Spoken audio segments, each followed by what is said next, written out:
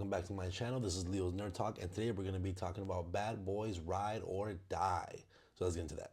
Hi, my name is Leo. If you guys like talking about movies, TV shows, video game related, or just anything nerdy, you have come to the right place. And like I said, today we're talking about Bad Boys Ride or Die. So without further ado, let's get into the review.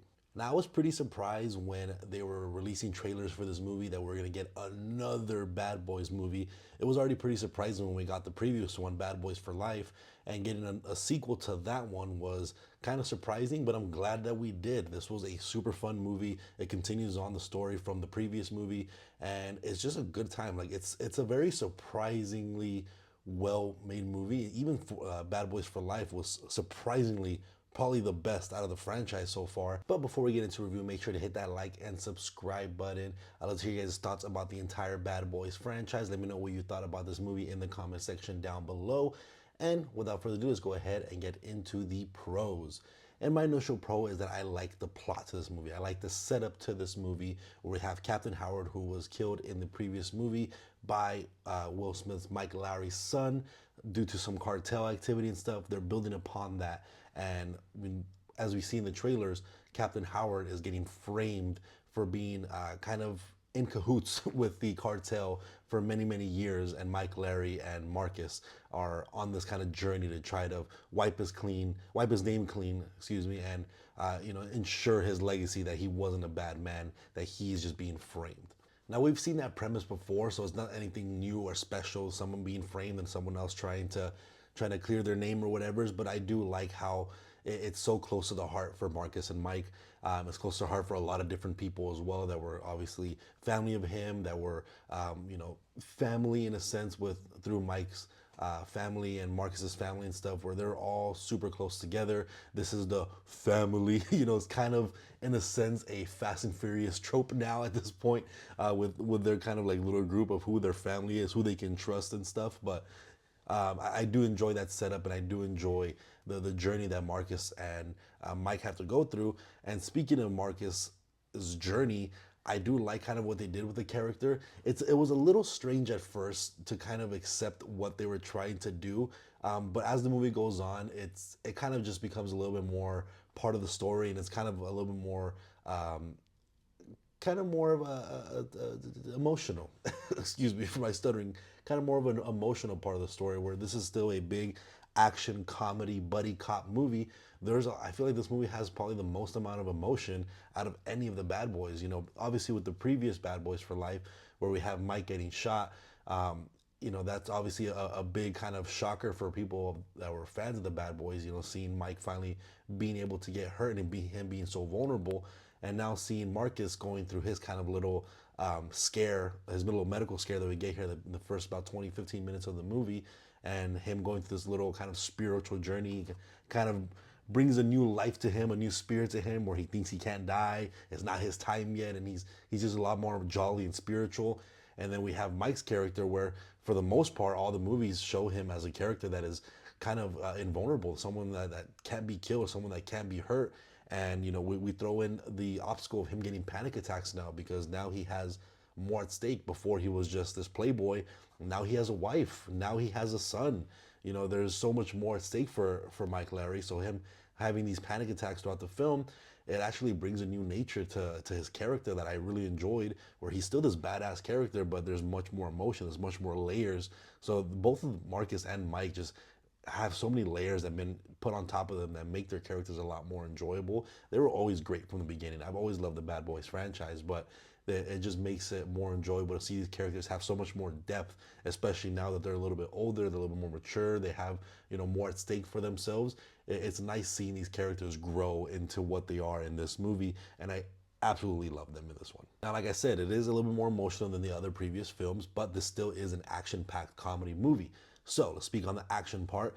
The action is amazing. There are so many different shots. You have your drone shots. You have the little things that they put on there. So it's kind of like a first-person shooter shot. A lot of different choreography is done really well. The gunplay is done really well. You even have someone like Reggie, which is kind of like a comedy bit in Bad Boys 2, where he's a military person and he goes through this huge rampage when someone's getting they're invading the house and stuff, and he just pops off completely. That's such a fun sequence. The choreography and the action was just so amazing. So there's so much still dazzling things you to see on screen. Badass explosions, badass gunplay, helicopter chases, car chases, and all the stuff that you would expect from a Bad Boys movie. You still get it here, and I think it's done very, very well, if not better than some of the previous movies that we've gotten before. Comedy wise, I think the movie does still lend to be a little bit lackluster in the comedy section in this particular film. It definitely did get a couple of pretty decent laughs out of me. They weren't just regular chuckles; they were actually pretty decent laughs, and I enjoyed most of the comedy. Well, some of them did fell flat on his face, fell a little short for being a buddy cop action movie with some comedy in it. I think it did a fairly good job and got some laughs out of me, got some laughs out of the audience that I could hear. So I think in the comedy department, it still does its job. I also like the returning character of Mike Lowry's son that we discovered from Bad Boys for Life, and how he comes a little bit to be a little bit more close with Mike, which is his father, and he's a little bit more intertwined with this family. And this is one of those things where it can make or break for someone, because it's like he was the one that killed Captain Howard, so how would they be able to just forgive him? And it's a little bit easier to believe it in this versus something like Fast and Furious, for example, where in Fast and Furious you have Jason Statham that try to kill Han, but then Jason Statham saves Dom's son, and now he's part of the family. That one's a little more of difficult to believe, because this is an outsider, someone that tried to kill them, destroy their whole family. With this character here in Bad Boys, he's actual family. He's his son. He's actual blood. So you can see how, even though he did something to Mike and and Marcus, to someone that they absolutely love, he is family. He is still blood. So it's a little bit easier to kind of digest that he can be brought in and kind of become like a savior by the end of it, and you start rooting for him, and you really enjoy his character. You like his character, and you want to see him do good. You want to see him live. So I do like that him coming back and having some redeeming qualities was really nice in this movie, as well as kind of getting a little bit more of a father-son relationship.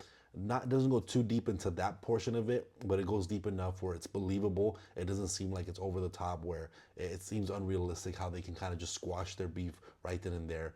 It's something that you can kind of see them starting to get to that level of having an actual relationship. So I do like that aspect of it, and him as a returning character, I think he was great in this movie as well. But with that being said, let's go ahead and get into the cons, and a couple of different things. One, kind of how I mentioned a little bit earlier, when it comes to Marcus's character and him kind of finding this newfound spiritual happiness. Well, it worked overall. I think the execution was a little strange. Visually, it looked pretty interesting and it looked pretty cool, but the way they did it was very, I don't know, very unrealistic. Something that doesn't feel natural within the Bad Boys universe, that you would have something like this happen. I understand the concept of it. I understand what they were trying to do, and it definitely brings a new light to Marcus's character. And overall, throughout the film, it works.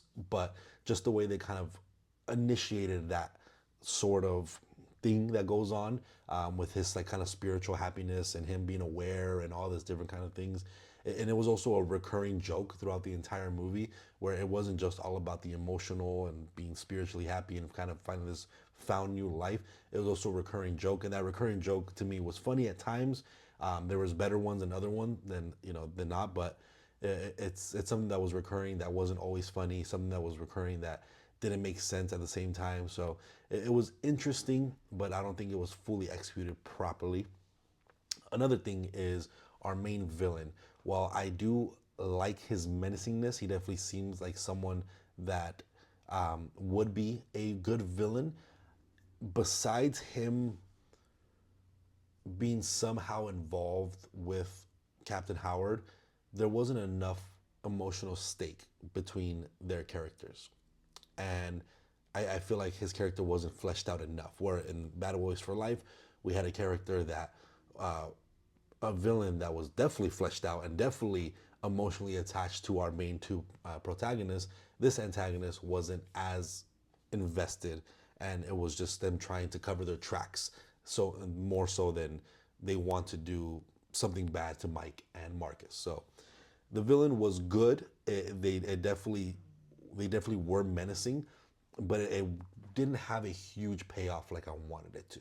And lastly, this is kind of like not necessarily a big con for me because I don't really see it as a con, but I think some people can see this as a con. Is, well, Will Smith is still physically in shape. You can definitely tell.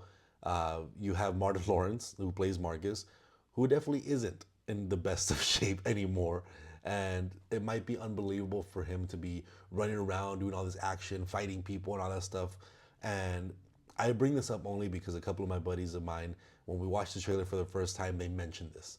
And it didn't really bug me as I was watching the movie. I can definitely see their point. You know, Marcus definitely got a little bit bigger than when he used to be in the older Bad Boys movies.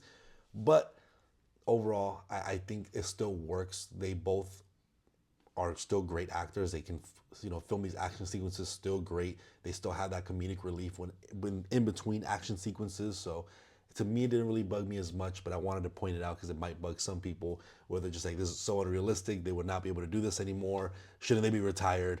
This doesn't make sense. But that's my my opinion on that, and I just wanted to sprinkle that in just to make people aware.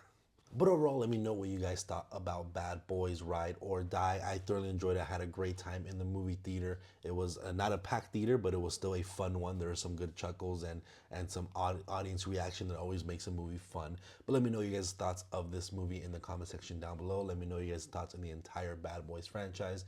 I originally was planning on doing a full review series and ranking, but because of work and timing schedule and stuff like that, that didn't really work out. Maybe in the future, if they make another Bad Boys movie, which I feel like they might, because I think this one's going to do pretty good, maybe we'll do that, or I'll just do it randomly in my future of this channel, but we'll see. But anyways, if you guys like talking about movies, TV shows, or video game related, make sure to hit that like and subscribe button, and I'll see you guys on the next review. Thank you.